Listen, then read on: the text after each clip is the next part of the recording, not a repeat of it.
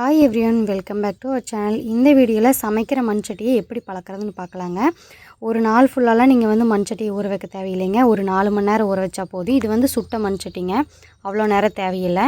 நீங்கள் ஊற வைக்கும்போது பார்த்தீங்கன்னா இந்த மாதிரி ஏர் பபிள்ஸ் வருங்க. இது வந்ததுக்கப்புறமா ஒரு 4 மணி நேரம் விட்டுருங்க. மண்சட்டி நல்லா ஊறிடுச்சுங்க. 4 மணி நேரம் கழித்து அதை எடுத்து நல்லா கழுவிக்கலாங்க. சோப்பெல்லாம் தேவையில்லை. நீங்கள் வெறும் ஸ்க்ரப்பர் போட்டு நல்லா தேய்ச்சி எடுத்துக்கோங்க.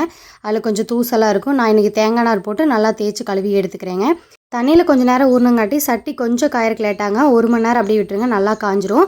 ஃபஸ்ட்டு ஸ்டெப்பு முடிஞ்சதுங்க. ஃபஸ்ட் டைம் முடிஞ்சுங்க. 2வது நாள் நம்ம எதுவும் பண்ண போகிறதில்ல. 3வது நாள் தான் பழக்க போகிறாங்க. 3வது நாள் பார்த்தீங்கன்னா அரிசி கழிஞ்ச தண்ணியை ஃபுல்லாக ரப்பி வச்சுக்கணுங்க. கேஸை லோ ஃப்ளேமில் வச்சு சட்டி எடுத்து வச்சுருங்க. நீங்கள் அடுப்பில் பண்ணுற மாதிரி இருந்தாலும் பண்ணலாம். எங்களுக்கு மழை பெஞ்சிச்சு, அதனால் விறகு கிடைக்கலிங்க, விறகு அடுப்பில் வைக்க முடியல. அதனால் நான் டேரெக்டாக கேஸ்லேயே வச்சுட்டேன். நல்லா லோ ஃப்ளேம்லேயே வச்சுருங்க. ஒரு அரை மணி நேரத்துக்கு மேலே ஆயிருங்க. இந்த சட்டியில் இருக்கிற தண்ணியெல்லாம் கொஞ்சம் நுரக்கட்டி லைட்டாக கொதி வர மாதிரி ஆகுங்க. அந்த டைமில் ஆஃப் பண்ணிடுங்க. ரொம்ப கொதிக்க விட்டுறக்கூடாது. இந்த அளவுக்கு ஆனால் போதுங்க. அந்த பபிள்ஸ் வருது இல்லைங்களா, அந்த அளவுக்கு ஆனால் போது. இப்போ ஆஃப் பண்ணிடலாம். நல்லா ஆறுனதுக்கப்புறமா தான் இந்த தண்ணியை நம்ம வெளியே ஊற்றிட்டு அதுக்கப்புறமா தான் மறுபடியும் கழுவ போகிறோங்க. இது கழுவருக்கு ஒரு சீக்ரெட் சொல்கிறேங்க.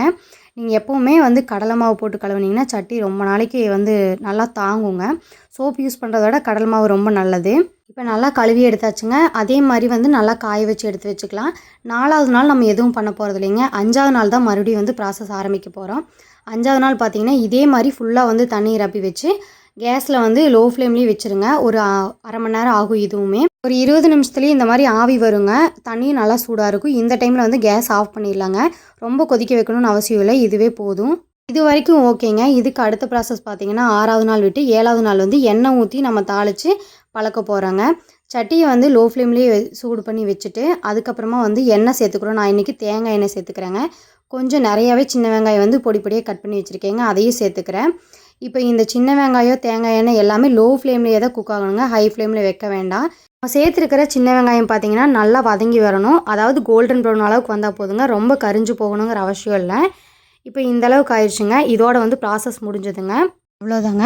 சமைக்கிற மண்சட்டியை சூப்பராக பழக்கியாச்சுங்க. உங்களுக்கு இந்த வீடியோ யூஸ்ஃபுல்லாக இருந்திருக்கும்னு நினைக்கிறேன். மறக்காமல் நம்மளோட சேனலை சப்ஸ்கிரைப் பண்ணிக்கோங்க. தேங்க்ஸ் ஃபார் வாட்சிங்.